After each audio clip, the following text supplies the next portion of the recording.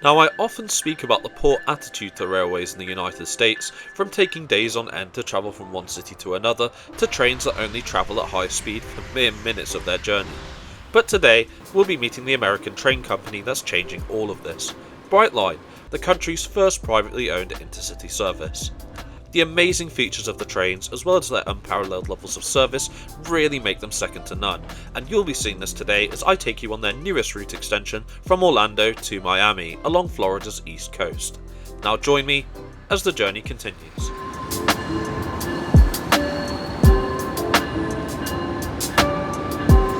Today's journey actually begins on a taxi ride from my hotel in Orlando, but there's a good reason for it. Brightline Premium or First Class passengers are given $10 Uber vouchers when travelling to and from Brightline stations. Simply enter the code you're assigned or it will automatically be applied if your phone numbers match, as was the case for me. Very impressive. We've now arrived at Brightline's Orlando station during a typical Floridian storm. Located at Orlando International Airport's intermodal terminal, this station opened on 22nd of September 2023 as part of the Brightline extension to Orlando and provides links to the nearby Terminal C, another recent addition, as well as Terminals A and B by way of a shuttle service. The signs are pretty easy to follow, and there's almost certainly no missing the large Brightline sign which adorns the station entrance.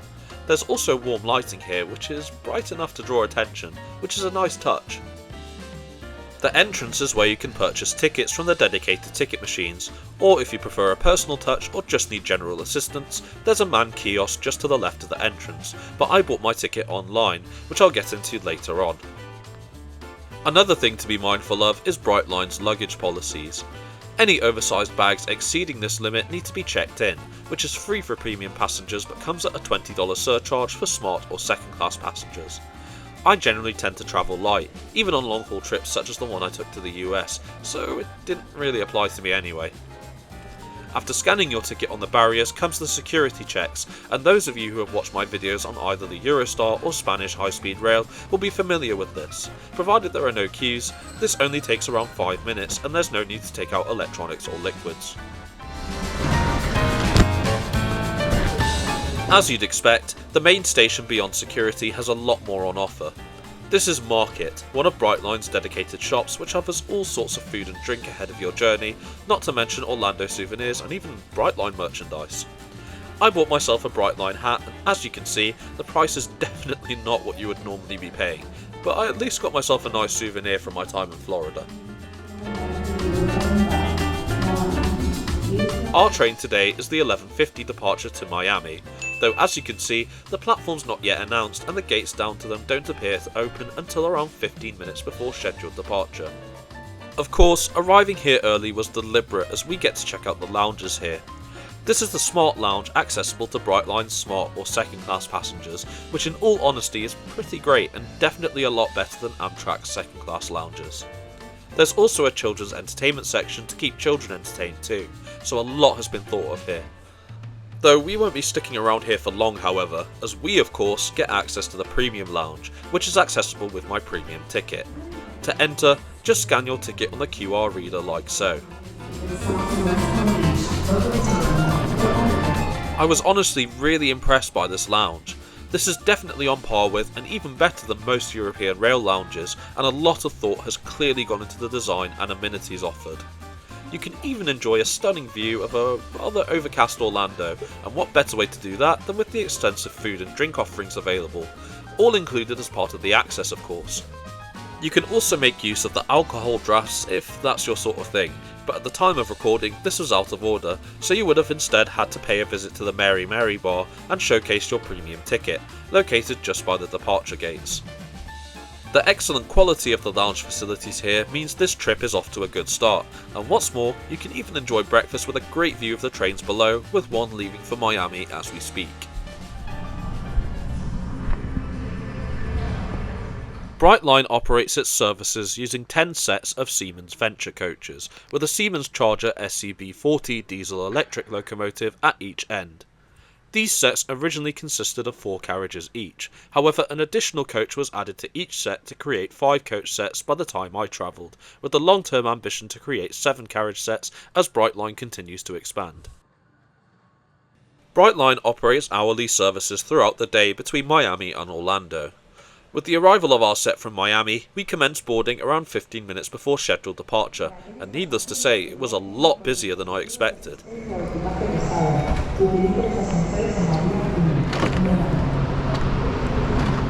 One thing I like about Brightline's train sets is each one features a unique colour scheme which it's named after.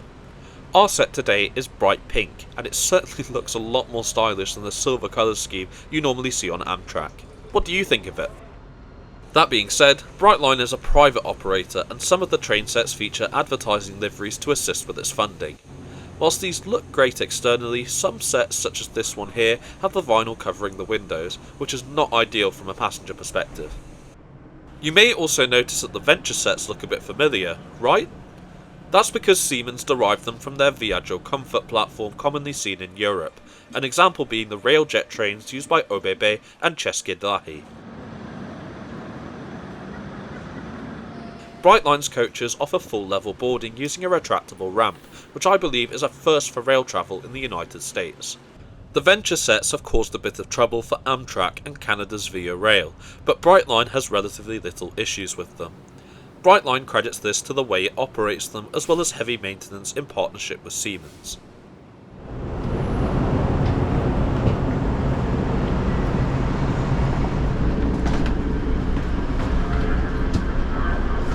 Of the 5 carriages on board, only one has premium class seating, which is in a 2x1 configuration. For the trip down to Miami, I've selected seat 4C, a solo forward-facing window seat.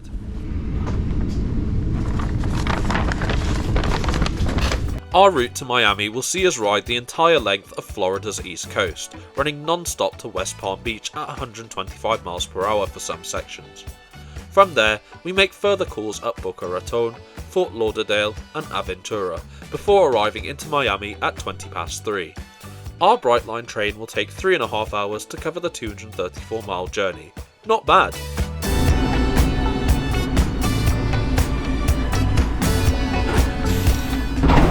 We leave Brightline's Orlando station on time at 11:50 Eastern Standard Time. 2, 3, 4, and 5. You can now order food and beverages directly to your seat by scanning the QR code on the seat back in front of you. Once you've placed your order, our team will promptly deliver your items directly to your seat, so you can sit back, relax, and enjoy the ride. One thing I noticed about trains leaving Orlando is there was a brief stop just after pulling out of the station for all trains. Unsure if this is to do with signalling or whatnot, but please let me know in the comments if you know why.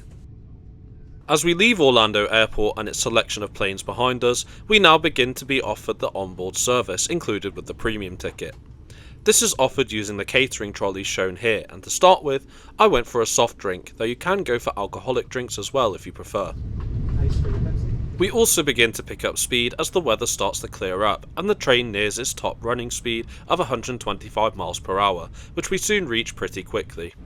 Brightline is the United States' first intercity railway outside of the Northeast Corridor to reach these speeds, and as hinted by the line name, the section of track between Orlando and Cocoa, where the speed is reached, is owned by Brightline themselves, and is newly constructed as part of the Orlando Extension project.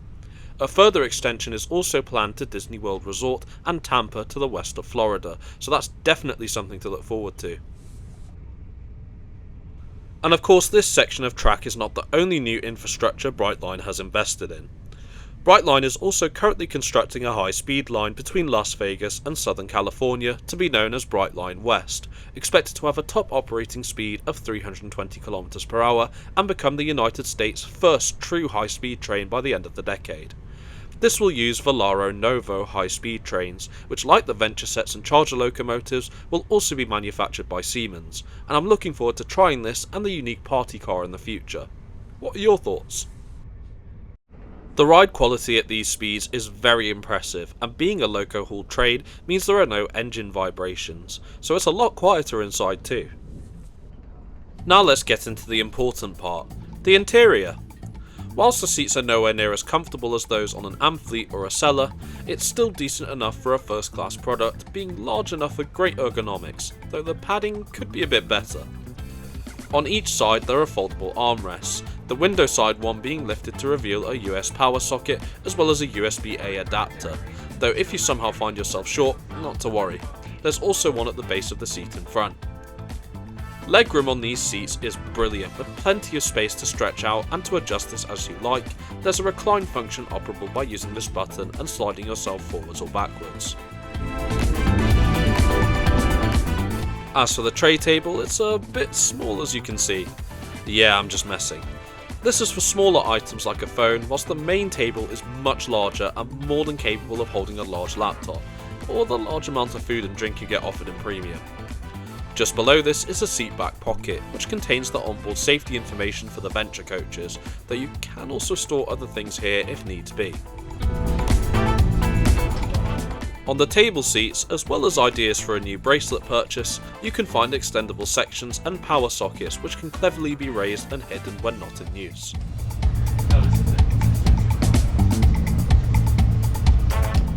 Coat hooks can be found on top of the seat in front, and speaking of which, the cream coloured maquette really highlights the dirt and stains on the seat, as can be seen here. Definitely not a good look for a first class product. Ample luggage space is available throughout the train, by way of larger luggage racks just by the vestibules, as well as overhead luggage racks just above the seats. Just below these are the buttons for the personal reading lights, and now that the Florida sunlight is starting to get a bit intense, it would be a good idea to use the draw-down window blind here to reduce the glare.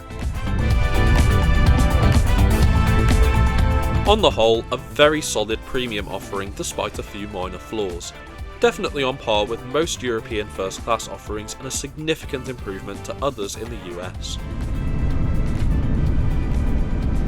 We continue to traverse the Floridian countryside, and before long the main meal service arrives. A cold turkey sandwich with some salad and a dark chocolate, as well as a small chocolate piece for dessert.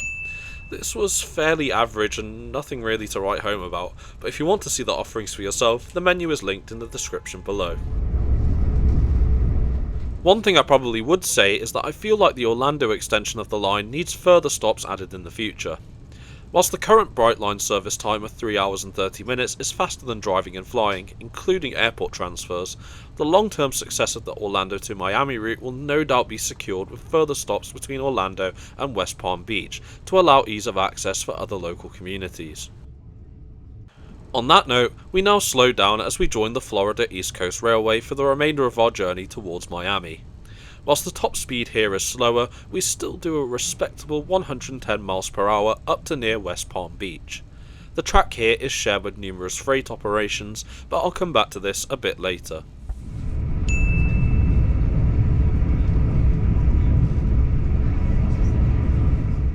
In each vestibule of the Venture sets by the toilets, you'll find a dedicated area that includes a bench for taking phone calls, as you would normally find on France's TGV for example.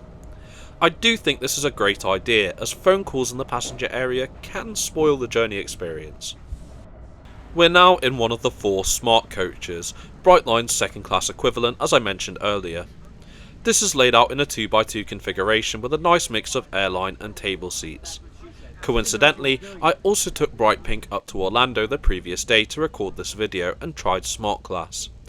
As you can see, the seat is slightly narrower than in Premium, however it is comfortable enough for a journey of a few hours.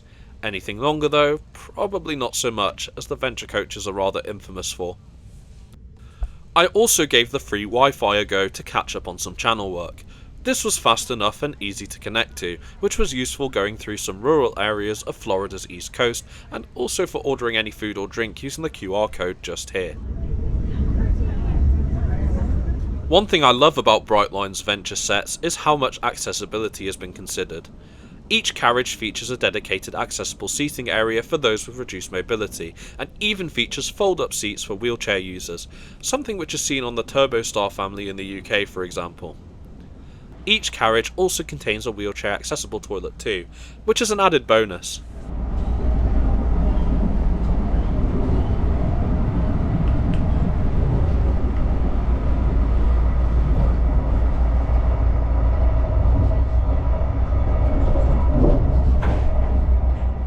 As with the rest of the train, well, for the most part, the toilets are absolutely spotless despite this train being on its second 3.5 hour trip of the day and it being almost full. Amenities wise, you'll find 2 US electrical shaver sockets, a baby changing facility, a coat hook, and the most important feature of all, Dyson Airblade hand dryers, which I've yet to see on a train elsewhere.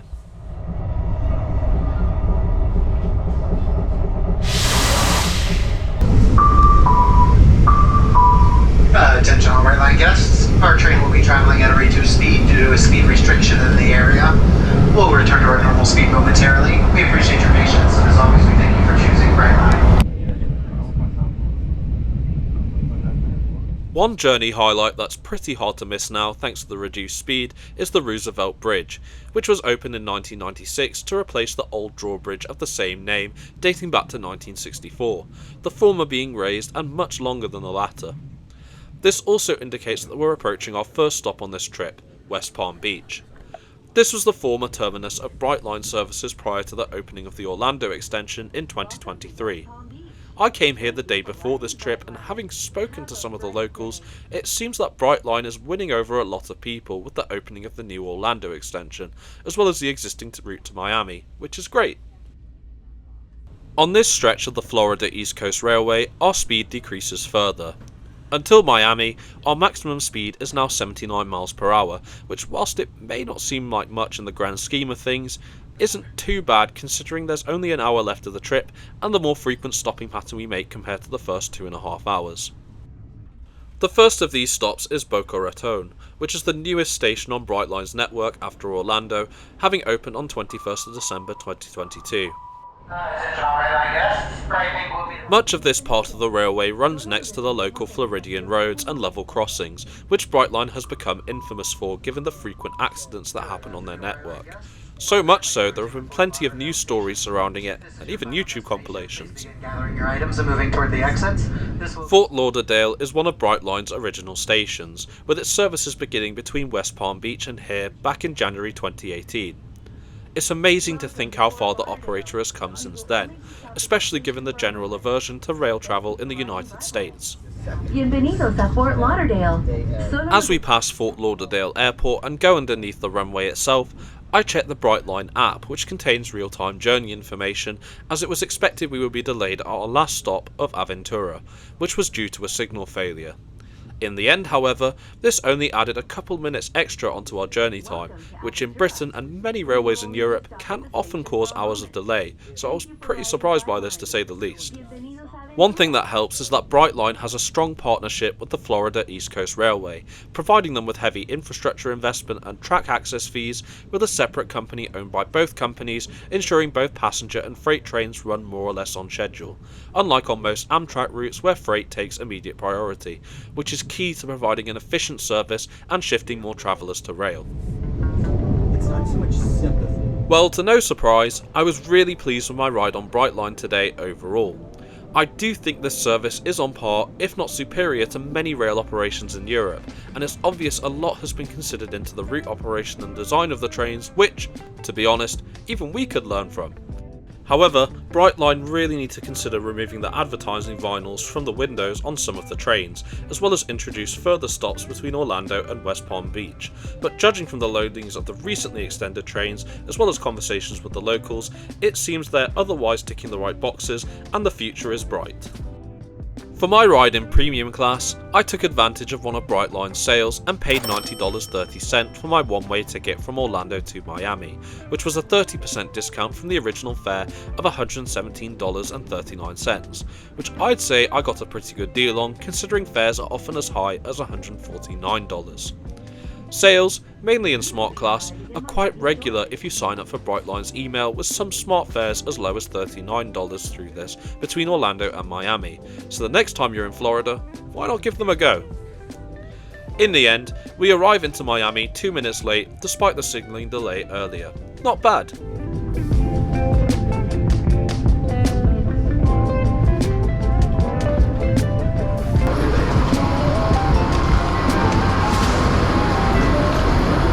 Now it's over to you. Have you travelled with Brightline before? What do you think of their services, and are you excited for their future plans? Let me know in the comments. I hope you've enjoyed this video, and don't forget to like and share it if you did to aid the channel's growth, as well as subscribe to the channel and turn on notifications for more content such as this weekly. It's now on to another Brightline service, the $10 shuttle bus to Miami International Airport, where I'll be heading to my next destination. Thanks so much for coming with me on this trip, and I look forward to bringing you with me on my next one.